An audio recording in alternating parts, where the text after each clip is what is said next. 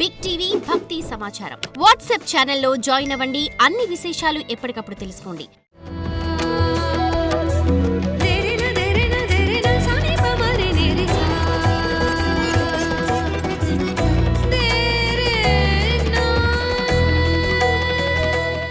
Big TV ప్రేక్షకులకు స్వాగతం.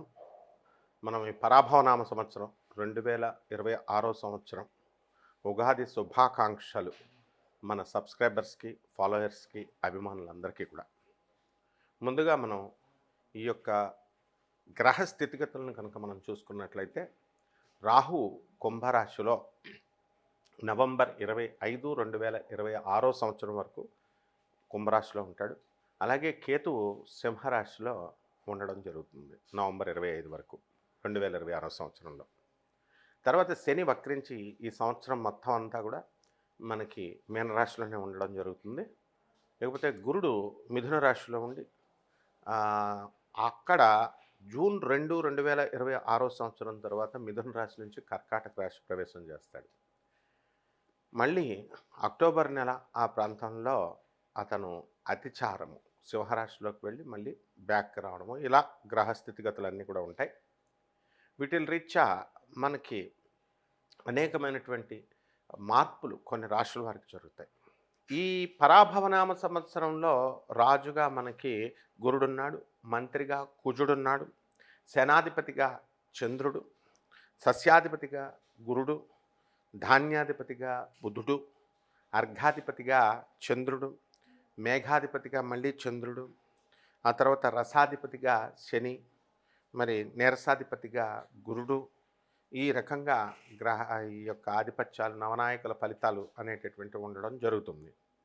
కాబట్టి రాజు ఎప్పుడు కూడా ఆవేశంతో ఉండకుండా గురుడు మంత్రి కుజుడవడము, ఆయన అన్నీ కూడా మనకి ఉద్రేకపూరితమైనటువంటి నిర్ణయాలు మనకి ఇస్తున్నప్పటికీ కూడా మనము రాజు నిదానంగా, గురుడు కాబట్టి నిదానంగా ఆలోచించి చేయడం అనేటటువంటిది గొప్ప విషయం.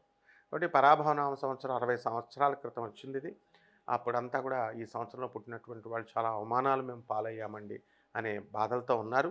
మరి ఈ సంవత్సరంలో మీకు అవమానాలతో పాటు మిశ్రమం రిజల్ట్స్ అనేటటువంటివి ఉండడం జరుగుతుంది. ఈ యొక్క మిగతా గ్రహాలన్నీ కూడా చిన్న చిన్న గ్రహాలు కాబట్టి రవి, కుజ, బుధ, శుక్ర గ్రహాలన్నీ, చంద్రుడు, ఇవన్నీ ఈ గోచారంలో మనం వాటిని కూడా మనం పరిగణలోకి తీసుకొని సమష్టిగా మనం 12 రాశుల వారికి కూడా ఒక్కొక్క రాశి వారికి విడివిడిగా ఈ సంవత్సరం అంతా కూడా ఉగాది 2026 సంవత్సరం నుంచి మళ్ళీ ఉగాది 2027 వరకు జరిగే ఫలితాలను ప్రొఫెసర్ డాక్టర్ ముల్లపూడి సత్యనారాయణమూర్తిని నేను మీకు తెలియజేస్తున్నాను.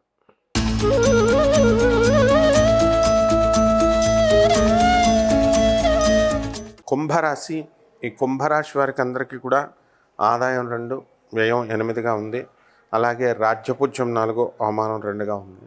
కాబట్టి గత సంవత్సరంతో కూడా పోల్చుకున్నట్లయితే ఆదాయం కొంచెం తక్కువగా ఉన్నట్లుగా మీకు ఈ ఆదాయం 2 అనేటటువంటిది చూపిస్తుంది. అయితే ఈ యొక్క జూన్ 2, 2026 సంవత్సరం వరకు కూడా మీకు గురుడు 5ంట ఉన్నాడు. మరి అందువలన అదృష్టము, ఆకస్మికమైనటువంటి ధనలాభము, ఆకస్మిక అదృష్టము రావడం అనేటటువంటిది జరిగింది. ఆ తర్వాత ఇదే గురుగ్రహము కర్కాటక రాశి సంచారం చేయడం ద్వారా, ఏమన్నా గురువు 6వ ఇంట్లోకి వచ్చాడు కదండి, ఏం జరుగుద్దండి, మాకు 5ంట్లో ఉన్నప్పుడే మాకు పనులు దొరకలా, డబ్బులు రాలా, 6వ ఇంట్లో ఉండగా ఏమొస్తుందండి అని అపోహపడేటటువంటి వాళ్ళు చాలామంది ఉన్నారు. ఒకటి ఇటువంటి వారికి అందరికీ కూడా ఏమిటంటే, మీకు పని రావడమే కాకుండా శత్రు పీడ ఏదైతే ఉందో అటువంటి శత్రు పీడను కూడా మీరు తీయగలుగుతారు. అదేవిధంగా కొత్త కొత్త పరిచయాలు మీకు ఏర్పడతాయి. ఈ పరిచయాల్లో మీరు సక్సెస్ఫుల్గా మీరు ముందుకు వెళ్ళడం అనేటటువంటివి జరుగుతాయి. ఇక వ్యాపార రీత్యా మీరు లేదా ఉద్యోగరీత్యా మీరు దూరపు ఊర్లు వెళ్ళాల్సినటువంటి అవసరం ఉంటుంది. అలాగే ప్రభుత్వ ఉద్యోగస్తులు ఎవరైతే ఉన్నారో వీళ్ళంతా కూడా టీఏలు, డిఏలు, అరియర్స్ అన్నీ కూడా వీళ్ళకి వచ్చేసి బ్రహ్మాండంగా సంపాదించడం అనేటటువంటిది చేస్తారు. అలాగే పెన్షన్స్ కూడా వీళ్ళకి అనుకున్నటువంటి టైంకి పెన్షన్స్ వచ్చేయడము, 1 టైం లైఫ్ సెటిల్మెంట్ పెన్షన్స్ రావడము, ఇలాంటివన్నీ కూడా జరుగుతాయి. అలాగే ఈ రాశి వారికి ఎవరైతే ప్రైవేట్ ఉద్యోగస్తులు ఉన్నారో అటువంటి వాళ్ళందరూ కూడా మీకు సక్సెస్ఫుల్గా ముందుకు రావడం అనేటటువంటివి జరుగుతాయి. ఇక ఈ యొక్క కుంభరాశి వారికి ప్రస్తుతం ఏలినాటి శని జరుగుతుంది. కాబట్టి ఏలినాటి శనిలో అందరూ కూడా అభాసు పాలవడానికి అవకాశాలు ఉంటాయి. కాబట్టి ఎవరైతే ఈ రాశి వారిలో అక్రమ సంబంధాలు ఉన్నాయి అటువంటి వాళ్ళు వెంటనే వదిలేసుకోవాలి, లేకపోతే కనుక ప్రాబ్లమ్స్ అవడానికి అవకాశాలు ఉన్నాయి. అలాగే ప్రేమ వ్యవహారాల్లో వీళ్ళకి ఎట్టి పరిస్థితుల్లో ప్రేమికులందరికీ కూడా వీళ్ళ పెద్దలు జూన్ 2, 2026 సంవత్సరం లోపల వీళ్ళకి పెళ్లి చేసి పడేయడం అనేటటువంటిది జరుగుతుంది. ఇక ఈ యొక్క రాశి వారికి అందరికీ కూడా మేము స్నేహితులు అండి, లివింగ్ ఇన్ రిలేషన్స్ అండి. లివింగ్ ఇన్ రిలేషన్స్లో ఉన్నటువంటి వాళ్ళు కూడా జూన్ 2, 2026 సంవత్సరం తర్వాత ఆ రిలేషన్స్ అన్నీ కూడా మీరు వద్దనుకుని మళ్ళీ కొత్త రిలేషన్స్లోకి మీరు వెళ్ళేటటువంటి వాళ్ళు వెళ్తారనమాట. ఆ విధంగా ఈ కుంభరాశి వారికి పని లేనటువంటి వాళ్ళందరికీ కూడా పని రావడం లేదని బాధపడేటటువంటి వాళ్ళకి పనులు వస్తాయి.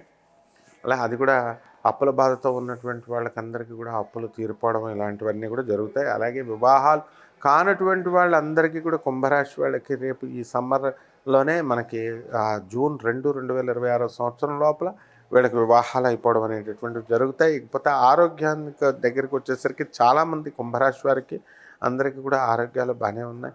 అయితే మోకాళ్ళ నొప్పులు, తర్వాత యూరిక్ యాసిడ్ ఇలాంటి బాధలు పడుతున్నటువంటి వాళ్ళకి అందరికీ కూడా అటువంటి స్వల్పమైనటువంటి యూరిక్ యాసిడ్ ప్రాబ్లమ్స్ రావడానికి అవకాశాలు ఉంటాయి.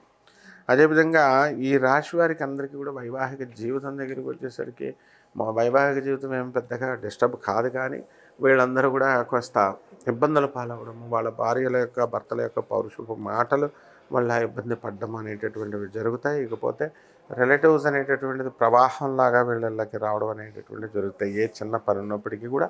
అలాగే వీళ్ళు కూడా బంధువులను బాగా ఆదరించడము, వీళ్ళకి చక్కగా చూసుకోవడము ఇలాంటివన్నీ కూడా జరుగుతాయి. కాబట్టి ఈ సంవత్సరం 2026 సంవత్సరంలో ఇంకా అధికంగా జరగడానికి అవకాశాలు ఎక్కువగా కనబడుతున్నాయి. కాబట్టి ఈ రాశి వారికి వచ్చేసరికి మనకు సంతానం దగ్గరికి వచ్చేసరికి ఏలినాటి శని సమయంలో వివాహాలు అవుతాయి జూన్ 2, 2026 సంవత్సరం లోపల. ఆ తర్వాత ఈ యొక్క సంతానం కూడా వీళ్ళకి కలగడం అనేటటువంటిది ఈ సంవత్సరంలో ఉంటుంది. అలాగే అక్టోబర్ నెలతో పాటు తర్వాత అప్పుడు కూడా వివాహాలు ముమ్మరంగా అవ్వడానికి అవకాశాలు అధికంగా ఉన్నాయి. హైందవ సనాతన సాంప్రదాయంలో ఉన్నటువంటి వాళ్ళు ఈ యొక్క వివాహాలు అనేటటువంటివి మేము కట్నం ఇస్తే చేసుకోము, కట్నాలు తీసుకోము అనేటటువంటి గొప్ప ఐడియాలజీతో వీళ్ళందరూ కూడా ముందుకు రావడం అనేటటువంటివి జరుగుతాయి. ఇక పరిహారాల దగ్గరికి వచ్చేసరికి ఏలినాటి శని జరుగుతుంది కాబట్టి శని జపం చేయండి, శని స్తోత్రాలు చదవండి, శనికి కిలోంపావు నల్ల నువ్వుల్ని నల్లని వస్త్రాలనిచ్చి పేద బ్రాహ్మణులకి శనివారం 8 గంటలకి దానం చేసుకోండి. అలాగే దశ మహావిద్యల్లో ఒకటైనటువంటి మహాకాళి అమ్మవారి యొక్క హోమాన్ని మీ ఇళ్లలో చేసుకోవడం ద్వారా బ్రహ్మాండంగా మీకు ఉంటుంది. అలాగే రావి చెట్టు చుట్టూ ప్రదక్షిణాలు చేస్తూ ఓం శనేశ్వరాయ నమః అంటూ రావి చెట్టు చుట్టూ ప్రదక్షిణాలు చేయండి. జగద్గురు అయినటువంటి దత్తాత్రేయ స్వామి వారు అనగా అమ్మవారి యొక్క అర్చన అనేటటువంటిది ఈ యొక్క మూలస్తంభం అన్నమాట. అటువంటి గురుస్థానం దగ్గరికి వెళ్ళి చక్కగా పారాయణ చేసుకోండి. ఈ విధంగా కనుక చేసినట్లయితే బ్రహ్మాండంగా ఉంటుంది. శుభమస్తు.